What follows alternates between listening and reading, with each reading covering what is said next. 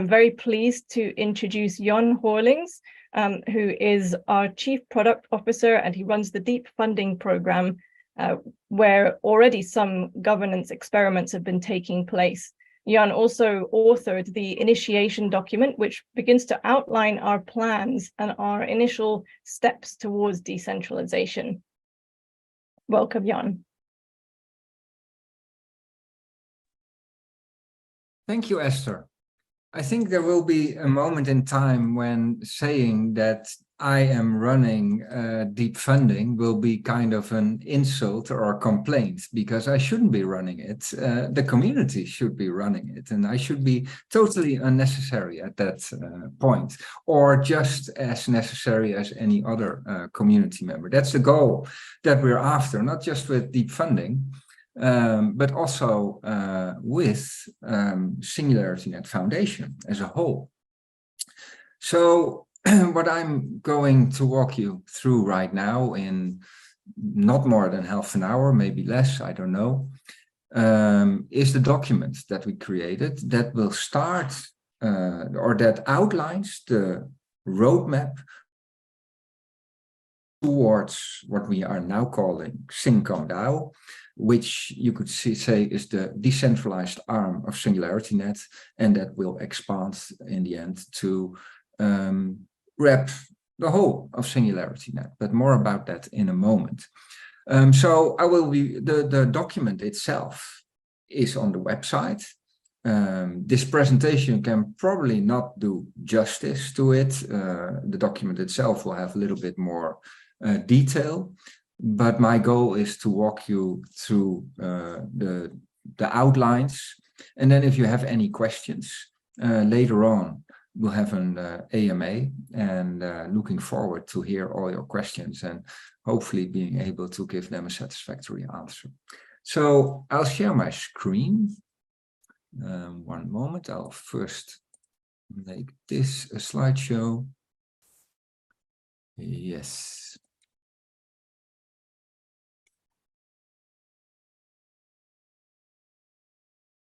So here we go.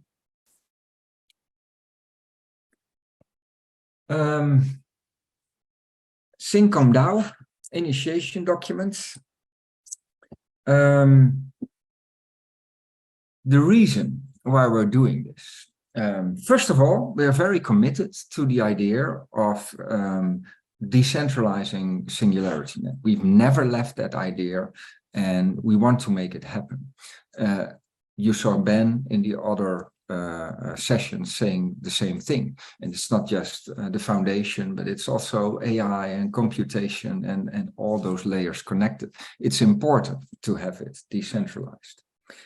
Now, back in 2017, when we wrote the first white paper, and also 2 years ago when we wrote the proposal phase 2, I think we still had the idea that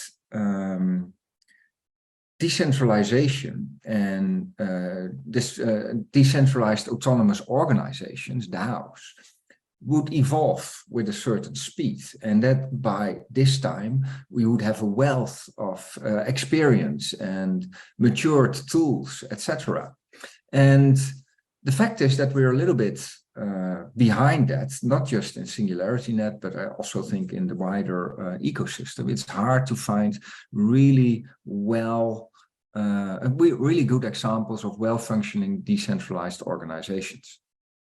So if you look at this slide, what you see is our initial idea. We thought we have SingularityNET Foundation, and we will start decentralization, and maybe first with the less important decisions, for instance, and then gradually move on till the DAO will basically govern the whole organization. That was the idea.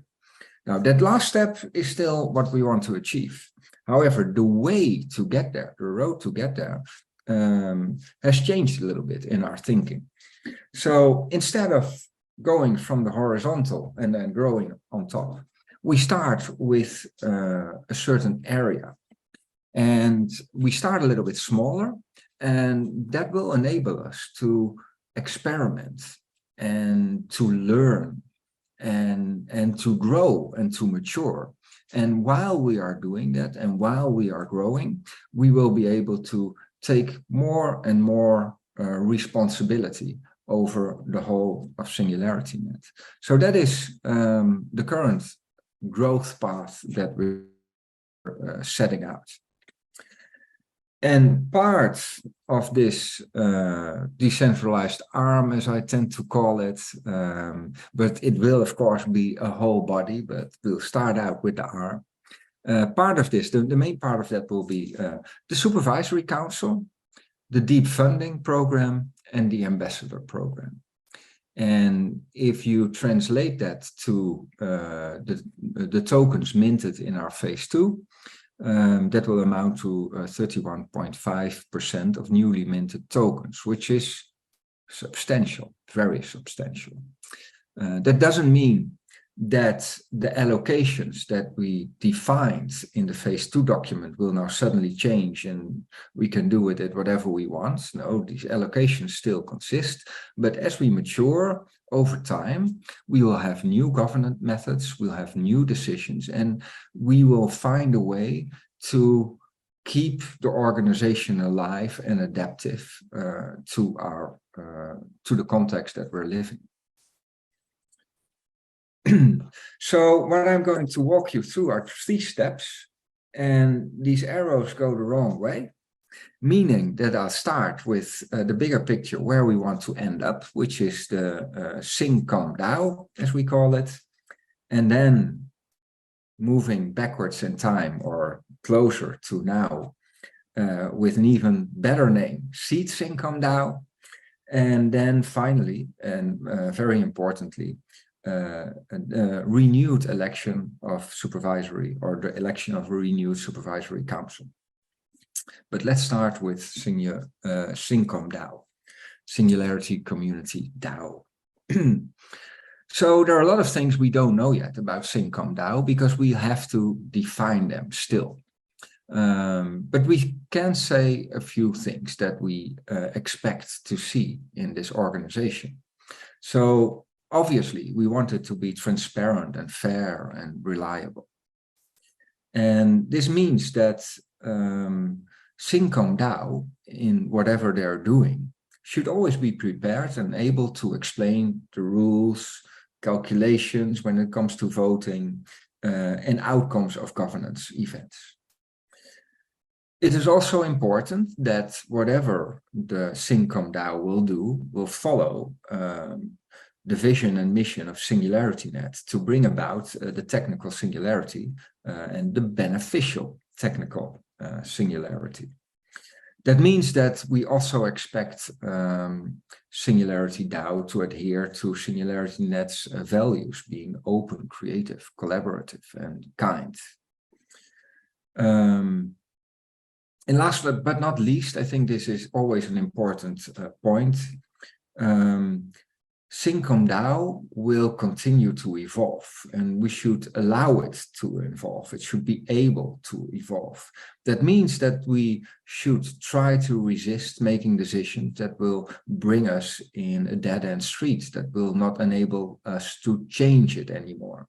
It's well possible that some decisions will be harder to change than others, but we should always be able to adapt with enough reasons and the right governance structures around it. Well, another slide with bullets, sorry for that. This is what we expect SingComDAO to actually do. Very broad strokes. There will be a lot more detail on that going forward. So what the mandate and goal of SingComDAO is to engage with the community and involve with the community, and to become part and merged with the community, I would say. So it is a community-driven entity. That means also related to the culture and the values I mentioned before.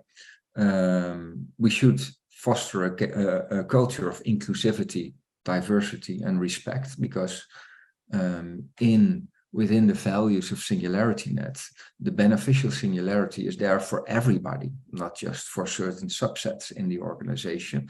And our organization should reflect that. Of course, becoming a little bit more practical here, there will probably be voting events, and there will very likely be all kinds of ways of ideation. And we expect the SingComDAO to govern that and to initiate that and to manage that somehow. We also expect the SingComDAO to be responsible for the processes and tooling around all these things. So these processes will mature and will become better and more robust. And so will the tools. We will need some tools to manage all that. So that is also part of the mandate of the SingComDAO, to create, develop, license, or have others create those tools. Very important point and kind of obvious, I suppose, is that the SingComDAO will also take responsibility for the treasury. So the 31.5% that I mentioned before. And last but not least, what the SingComDAO will do is to create a white paper. It will start off with a white paper, more about that later. Or maybe we'll come to the conclusion that we don't need a white paper, but a constitution or something else, but a document that will define what SingComDAO is, how it is being governed, what its possibilities and restrictions are, and so on. Everything that is necessary to have a well governed organization.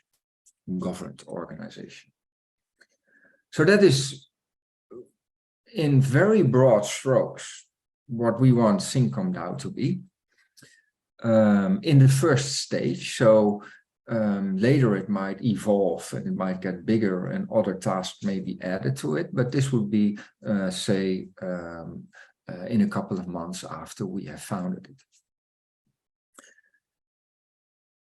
Now, the question is, how do we create that SingComDAO? So we want SingComDAO to be community driven. We want it to be an example of community-based governance. So the question is, should we just create that as a foundation and say, here community, here's your community-driven organization?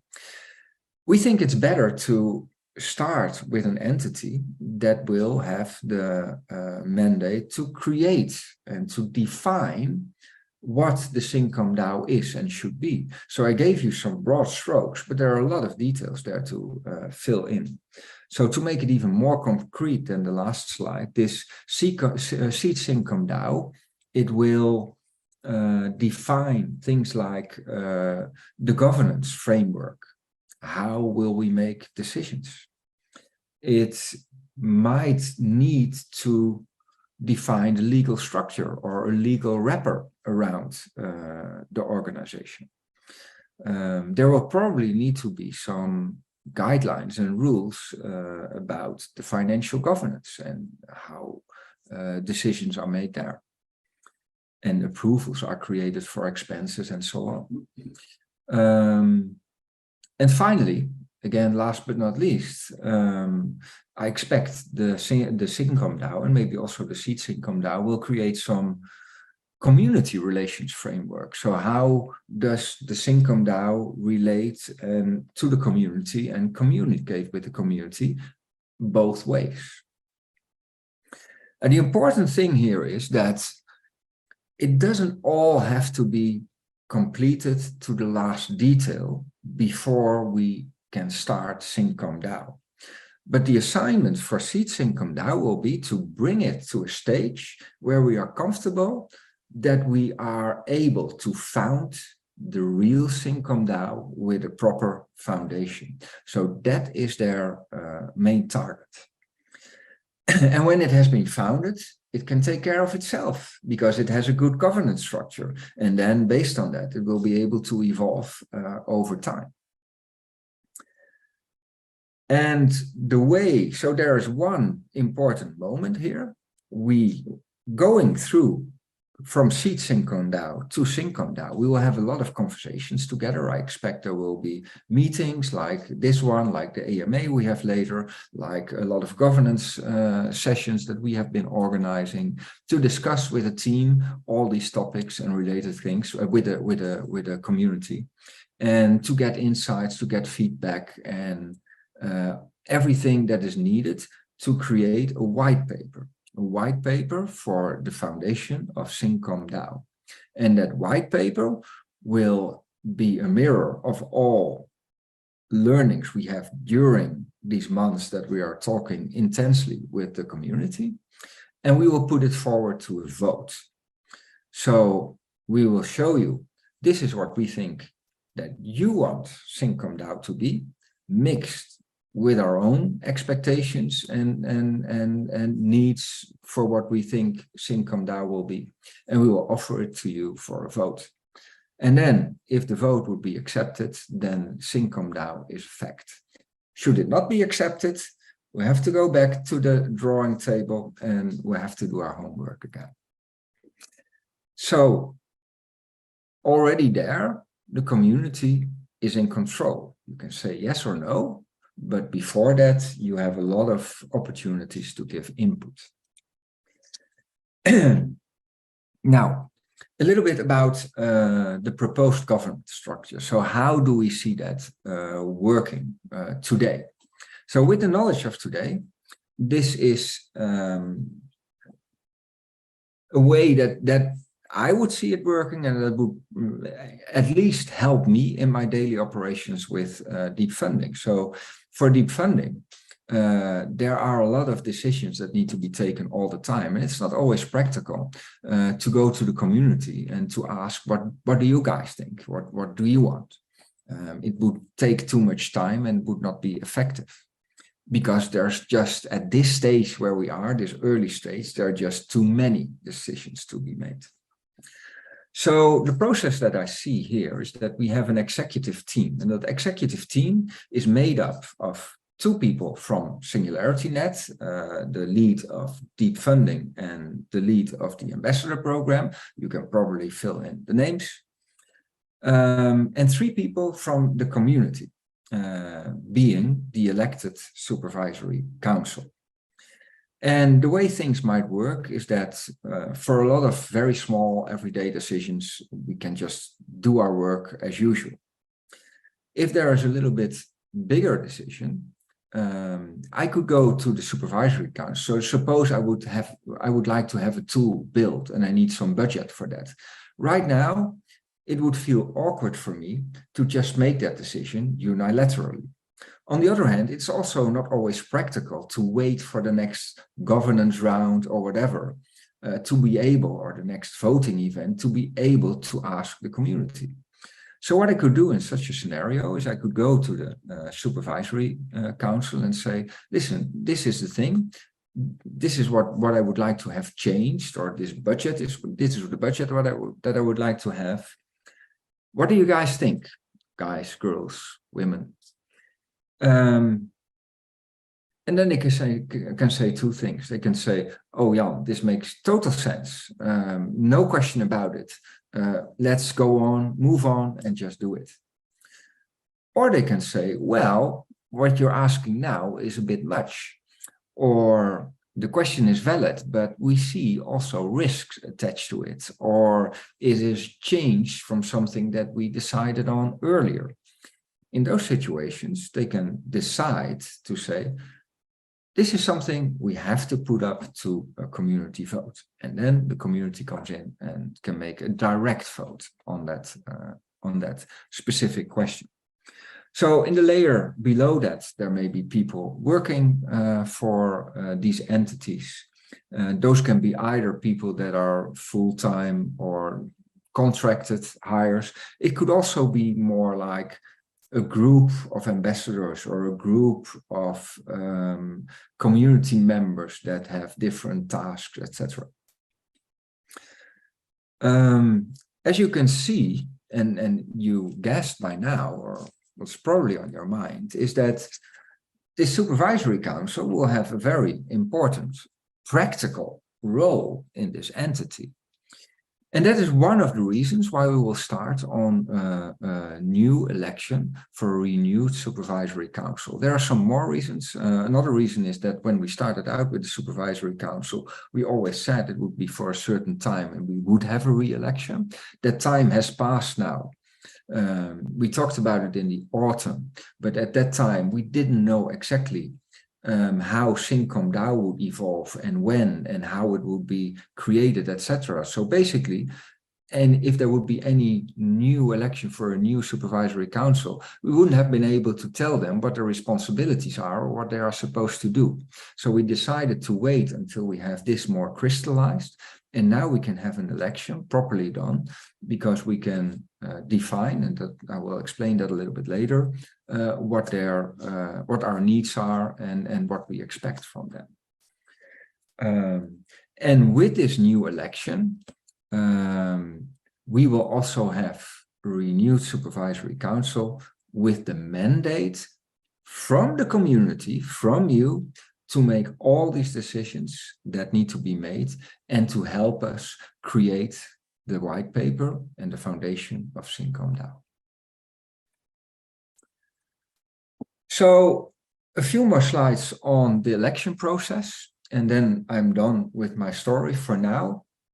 And this is just practical. So how do we do this in practice? Now, first of all, if we are renewing the election or creating an election for a new supervisory council, we need to collect input. So what are the needs? And there are different perspectives here. So there's a perspective from the foundation. And basically, I just gave that to you. So this structure, this decision-making structure, that is the perspective from the foundation, what we expect from the supervisory council. Right after, in a couple of minutes, the current supervisory council will tell you what their experiences were, and they will advise you what they think a new supervisory council, renewed supervisory council should bring to the table. But most importantly, of course, what we want to know is what you think and what your needs are and what your expectations are from a new supervisory council. So what we will do very soon, very quickly, after this summit, is we will create an environment where you can submit your ideas and you can submit your proposals and we can all talk about it. We won't make that period too long. I'm thinking now 1-2 weeks maximum. And based on all that information, so all the information you're bringing to the table and the information you already have and from the current supervisory council, we will create a document. Oh, first another step. We will have a session with you. So it's not just collecting in a portal, but we will also have a talk about it and a discussion about it face-to-face on Zoom, that is, with whoever is interested. And then with all that input, we will create a document that will describe the needs and expectations of the new supervisory council. So I'm really curious to see what that will bring. Now, then the next step would be asking candidates, asking people to candidate themselves for this role. So the role will have needs, it will also have conditions, maybe we'll also have reward as being part of that. And now the candidates can submit their candidacy in the same portal. And also there we can communicate with them. It's not just, here I am, this is my profile, vote on me. No, you can interact with these people. And the document that I talked about is not restricting, it is guiding. A candidate supervisory member could say, well, this document is based on 3 perspectives, but I have a 4th very unique perspective because I think you need something very different, namely this. And if this person is very convincing, then he might be voted upon.